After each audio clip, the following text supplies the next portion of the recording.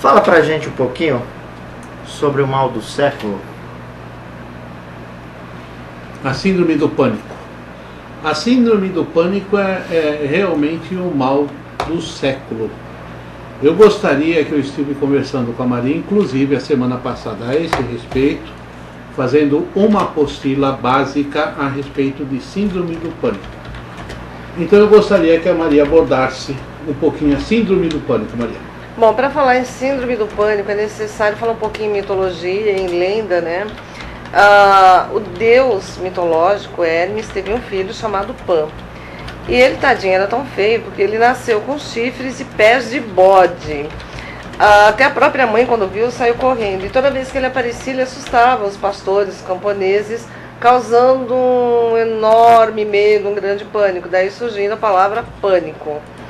A síndrome do pânico ela é caracterizada pela disfunção dos neurotransmissores serotonina e noradrenalina, que acaba elevando o grau de ansiedade e de nervosismo. Então, é fundamental para as pessoas portadoras de síndrome do pânico aprender a controlar a ansiedade e o nervosismo, que pode levar, inclusive, posteriormente à depressão. Um dos meios fundamentais, eu diria que o principal para isso, é estar trabalhando a respiração, é saber respirar. Porque quando se está ansioso, a pessoa se torna ofegante, a respiração se torna curta, não vai oxigênio suficiente para o cérebro. E aí começa a ter toda uma mudança química, que gera uma situação que é estressante. Como funciona a síndrome do pânico? É como um despertador que toca um alarme em hora totalmente inapropriada. Porque o cérebro manda informações, manda comandos, né? Algumas partes do cérebro mandam essas informações, que existe uma situação iminente de perigo. Então o corpo toma isso como alerta, uma situação realmente de estar sendo assaltado, de uma casa explodindo, uma batida de carro, que tem toda aquela mudança química. E é importante que as pessoas saibam e aprendam a lidar com os portadores de síndrome do pânico. Síndrome do pânico é uma doença, não é fingimento, não é nenhuma manha, entendeu? Não é nada disso, é realmente uma doença, tá? As pessoas sentem e vivenciam realmente os sintomas do pânico. Então é importante saber controlar, respirar, existem vários tratamentos para isso. É importante o tratamento médico, é fundamental, que vai ter um tratamento direcionado em cima da ansiedade, da depressão. Portanto, ansiolítico, antidepressivo, dependendo até calmante.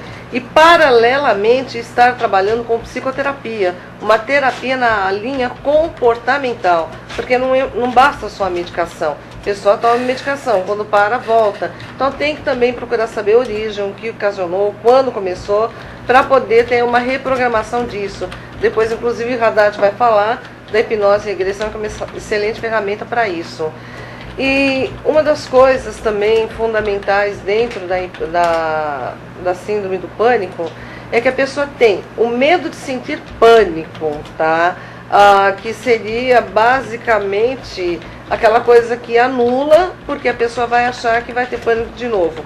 Pessoas, por exemplo, que tiveram a primeira síndrome do pânico no elevador, então acaba se condicionando a isso, achando que todas as vezes que for entrar no elevador vai sentir pânico. E se tiver que ir ao médico que fique num prédio, que tem que pegar o elevador, a pessoa já sofre antes de sair de casa, muitas vezes acaba nem indo. Existem graus de síndrome do pânico. Tem o leve, que acontece até uma vez por mês. Tem o grave, de 8 a mais ataques de síndrome do pânico. E o moderado, que fica entre os dois. Existem algumas situações. A situação leve de síndrome do pânico, a pessoa tem uma vida relativamente normal, não é tão limitada. Na moderada, a pessoa vai às compras, dirige, sai de casa, mas ela não vai muito longe sozinha. Se ela precisar ir a um local mais longe, ela precisa de companhia. E na grave, a pessoa fica totalmente restrita ao lar, acaba não saindo, principalmente desacompanhada, tá? Então é importante que os familiares, amigos, namorados, as pessoas que convivem, respeitem, entendem, não incentivem a síndrome do pânico, não fique zombando, não fique rindo, porque isso é uma coisa séria. Não entre em pânico junto com quem está tendo pânico. Pelo contrário, procura acalmar, faz a pessoa sentar, acalma, relaxa, tranquiliza, faz com que a pessoa respire para que a química do corpo volte ao normal, para que esse estresse vá sendo eliminado. Respeite, nunca diga o que a pessoa tem que fazer. Se a pessoa está tendo um ataque, entrando no elevador, não vai ficar empurrando, não, você tem que ir. Pelo contrário, retira, deixa a pessoa acalmar, respeita, pergunta sempre para a pessoa o que ela quer naquele momento, o que é melhor para ela, porque ela sabe o que é melhor para ela. Não trata a pessoa como sendo inútil, porque a pessoa já tem uma diminuição da autoestima em função disso, e também não fica se sacrificando pela pessoa que tem pânico, porque isso com o tempo vai gerar desentendimento.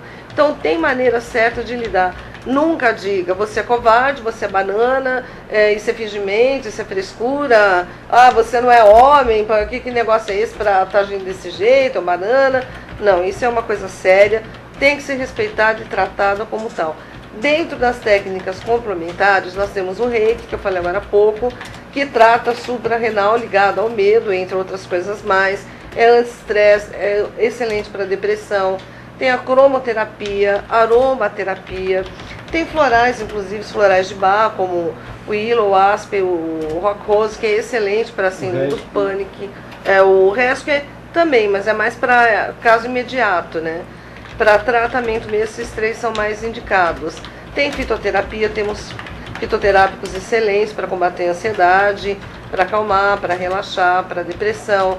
Tem também a aromaterapia, tem alguns óleos essenciais maravilhosos, como frankincense, sândalo e ylang-ylang, que ajuda a pessoa também a restaurar aí todo o processo energético, a própria acupuntura, a massagem, ter uma dieta boa, sabe, seguir uma dietologia legal que ajuda, enfim, tem várias opções. A pessoa realmente tem que buscar ajuda junto com o médico, nunca deixar o tratamento médico, isso é fundamental, e ajuda psicoterápica. Agora, Haddad, fala um pouquinho como que ajuda a hipnose e a regressão. Maria, eu gostaria de, antes de falar sobre a hipnose e a regressão, como é um programa de utilidade pública, eu gostaria que você abordasse, explicasse para as pessoas que estão nos ouvindo e vendo aquelas 3 etapas que podem ser confundidas com a síndrome do pânico, né?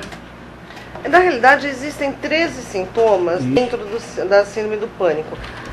4 dentre esses 13 sintomas já dá para ser considerado como síndrome do pânico. Agora, por favor, tome muito cuidado, porque existem outras patologias que acabam acarretando sintomas semelhantes. Então, não é porque a pessoa tem uma um determinado sintoma que ela tem a síndrome do pânico. Precisa passar por médico, fazer alguns exames. Se for confirmado que a pessoa não tem nada, então sim, é a síndrome do pânico. Por exemplo, dentre os sintomas, sudorese, palpitação, tremor, calafrio, sensação de asfixia, sensação de sufocamento, desconforto torácico, dor abdominal, tontura, vertigem, dor de cabeça, náusea, medo de morrer, medo de perder o domínio, a lucidez, de perder o controle. Tudo isso são características da síndrome do pânico. Tendo 4 desses sintomas, já é aconselhável que procure o médico. O ideal é que vocês prestem bastante atenção, e como a Maria falou no meio do relato dela, tem que ter bastante sensibilidade, cuidar da pessoa que tem síndrome do pânico, não tratá-lo como covarde, não forçá-lo a situação estressante, porque ele já está numa situação de extremo estresse. Então o que acontece? Isso acontece geralmente quando a pessoa cai numa situação de perca familiar, de perca de lucro, uma vida estressante. Automaticamente o estresse vai levando, a pessoa vai encaminhando essa vida do dia a dia, que a pessoa desenvolve a síndrome do pânico. Precisa ter bastante tato em relação a isso, né, Maria? Inclusive, tem 3 fatores aí que dizem que desencadeia a síndrome do pânico. Uma delas é a perda, é a separação dos pais, né? Os pais separando na infância da criança, ou a criança separada dos pais. É a perda súbita de suportes sociais, como a perda de um emprego, de bens materiais, e interrupção de relacionamento. Acaba predispondo a pessoa a desenvolver a síndrome do pânico. Toda perda, em geral, abalo emocional. Se a pessoa está estressada, a tendência é que entre de cabeça na síndrome do pânico, desde que ela tenha uma predisposição. Inclusive